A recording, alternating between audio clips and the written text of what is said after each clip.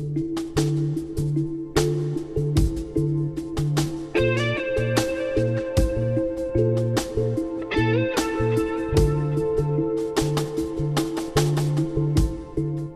کا 20واں باب پہلی آیت سے لے کر۔ آسمان کی بادشاہی اس مالک مکان کی مانند ہے جو تڑکے نکلا تاکہ اپنے تاکستان میں مزدور لگائے، اور اس نے مزدوروں سے 1 دینار روزانہ ٹھہرا کر انہیں اپنے تاکستان میں بھیجا، اور اس نے تیسری گھڑی کے قریب باہر جا کر اوروں کو بازار میں بیکار کھڑے دیکھا اور ان سے کہا تم بھی میرے تاکستان میں جاؤ اور جو واجب ہے تمہیں دوں گا۔ سو وہ گئے۔ پھر اس نے 6 اور 9 گھڑی کے قریب باہر جا کر ویسا ہی کیا۔ 11ویں گھڑی کے قریب پھر باہر گیا اور اوروں کو کھڑے پایا، اور اس نے ان سے کہا تم یہاں تمام دن کیوں بیکار کھڑے ہو؟ انہوں نے سے کہا اس لیے کہ کسی نے ہمیں مزدوری پر نہیں لگایا۔ اس نے ان سے کہا تم بھی میرے تاکستان میں جاؤ۔ جب شام ہوئی تو تاکستان کے مالک نے اپنے کارندے سے کہا کہ مزدوروں کو بلا اور پچھلوں سے لے کر پہلوں تک انہیں ان کی مزدوری دے دے۔ جب وہ آئے جو 11ویں گھڑی کے قریب لگے تھے تو انہوں نے 1 ہی دینار پایا، پر جو پہلے آئے تو انہوں نے خیال کیا کہ ہمیں زیادہ ملے گا، مگر انہوں نے بھی 1 دینار پایا، اور وہ لے کر مالک مکان پر کڑکڑانے لگے یہ کہہ کر کہ ان پچھلوں نے 1 ہی گھنٹہ کام کیا اور تو نے انہیں ہمارے برابر کر دیا، جنہوں نے دن بھر کا بوجھ اٹھایا اور سخت دھوپ سہی۔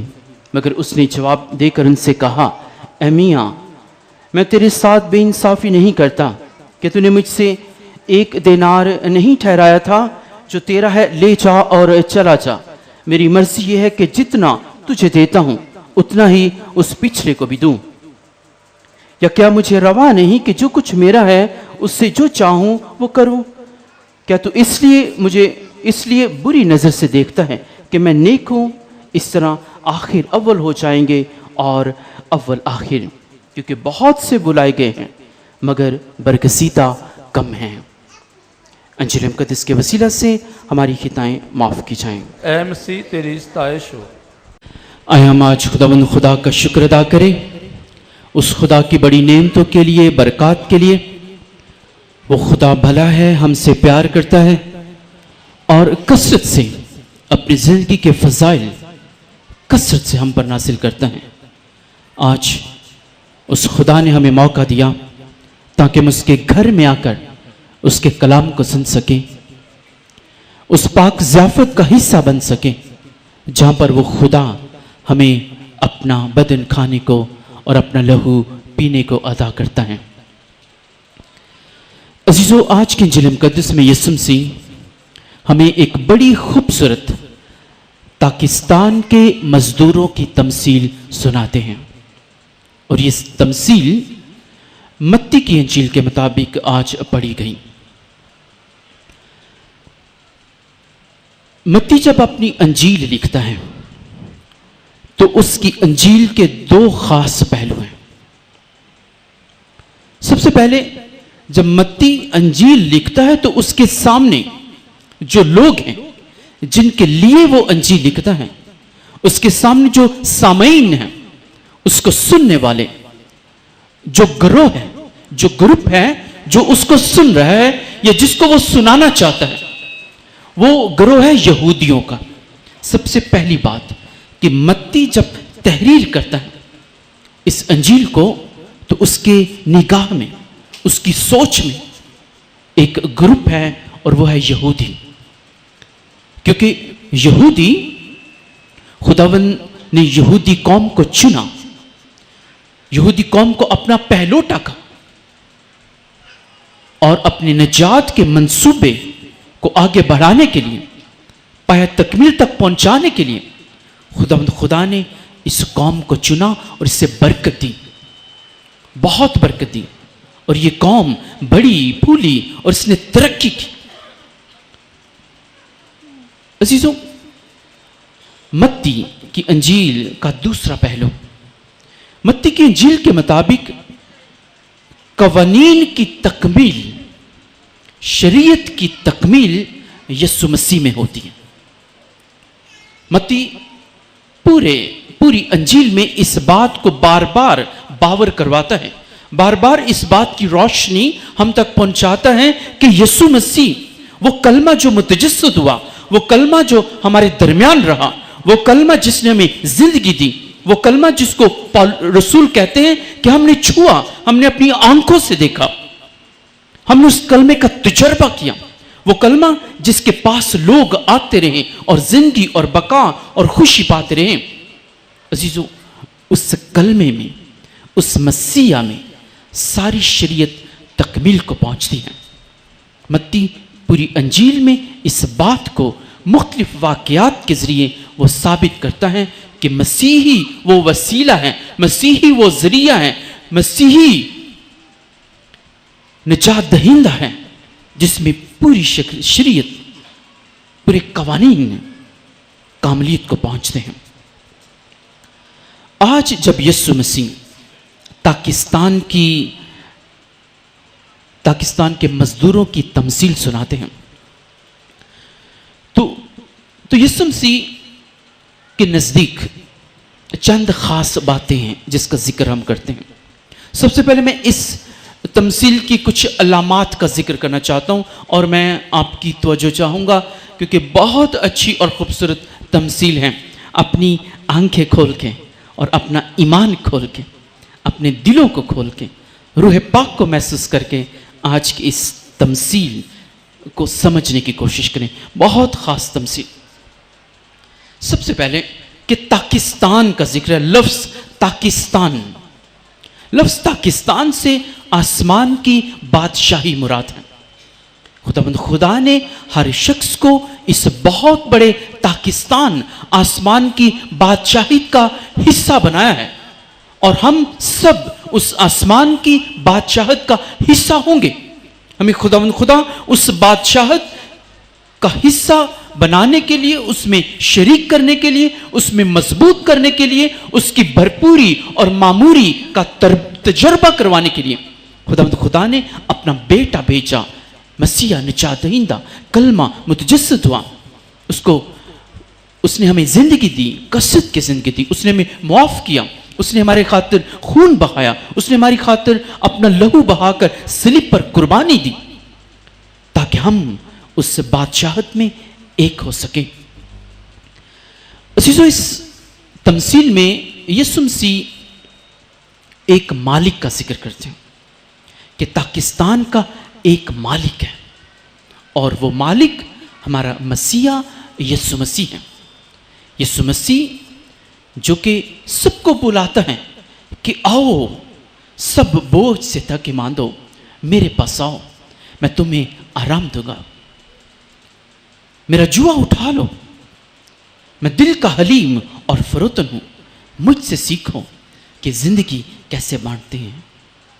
وہ مسیح سب لوگوں کو بلا تفریق، رنگ، نسل، قوم،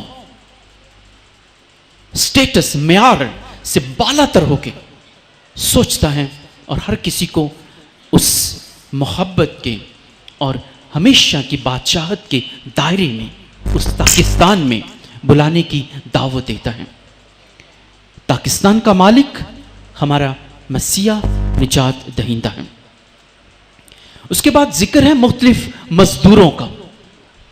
آپ نے اگر سنا ہو تو 5 اوقات ان کو کام کرنے کی دعوت دی جاتی ہے کہ آئیں اور پاکستان میں کام کریں۔ ہر مزدور جب کام کرتا ہے تو اس کو اپنی اجرت پانے کا انتظار ہوتا ہے۔ جب دن ختم ہو جاتا ہے تو مالک وہ اپنے کرندے کو کہتا ہے کہ سارے مزدوروں کو ان کی اجرت دی جائے، اور پاکستان سب مزدوروں کو پاکستان کا مالک ایک ایک دینار وہ دیتا ہے۔ اور مزدور اعتراض کرتے ہیں کہ یہ کیسے ممکن ہے، ہم نے صبح سے کام کیا اور تو نے وہ جو بعد میں آئے ہیں ان کو بھی ہمارے برابر کر دیا۔ اور پاکستان کا مالک کہتا ہے کہ میاں کیا تو یہ نہیں چاہتا کہ میں سب کے ساتھ انصاف کروں؟ کیا تو یہ نہیں چاہتا کہ جو اچھائی مجھ میں ہے وہ دوسروں کے ساتھ بھی کروں؟ کیا یہ نہیں چاہتا کہ میں سب کے ساتھ برابری دکھاؤں تاکہ سارے یکساں اجرت اور اپنی مزدوری پا سکیں؟ عزیزو، آج کی اس تمثیل میں سب سے پہلی بات جو ہم سیکھتے ہیں کہ خداوند خدا ہر کسی کو اپنی برکات وہ کثرت سے اور بھرپوری کے ساتھ ادا کرتا ہے۔ ہر کسی کو خداوند کے نزدیک ہر کوئی برابر ہے۔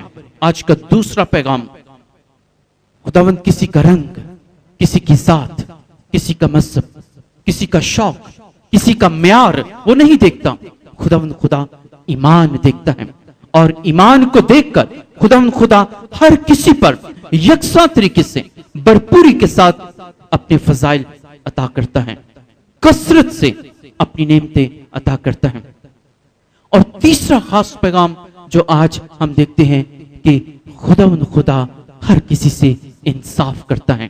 وہ انصاف کا خدا ہے، وہ انصاف سے محبت کرتا ہے، وہ انصاف سے سب کے ساتھ برابری کرتا ہے، کیونکہ وہ زندگی کا خالق اور مالک ہے۔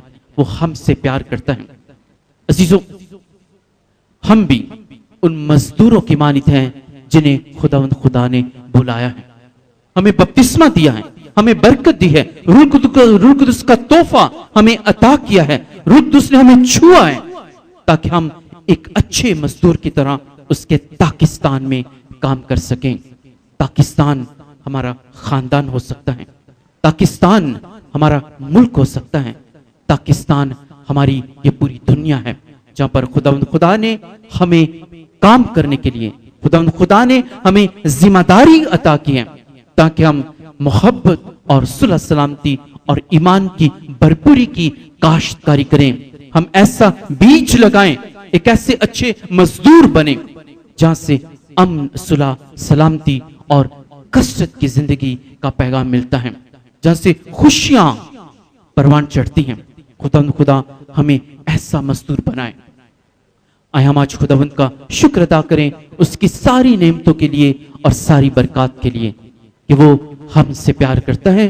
اس نے ہمیں زندگی ایک تحفے کے طور پر عطا کی ہے، اور وہ ہماری اس زندگی کی حفاظت بھی کرتا ہے، ہمیں برکات عطا کر کے جب ہم مشکل میں ہوتے ہیں، جب ہم بیماریوں میں ہوتے ہیں، جب ہم مختلف قسم کی پریشانیوں کا مقابلہ کر رہے ہوتے ہیں، وہ خدا ہمیں طاقت دیتا ہے، وہ خدا ہمیں برکت دیتا ہے، وہ خدا ہمیں ایمان کی مضبوطی عطا کرتا ہے تاکہ ہم اس ایمان میں بڑھتے رہیں اور ایمان کے جھنڈے کو آگے بڑھاتے رہیں، اور ایمان ہی کے ذریعے خدا کی برکات اور فضائل حاصل کر سکیں۔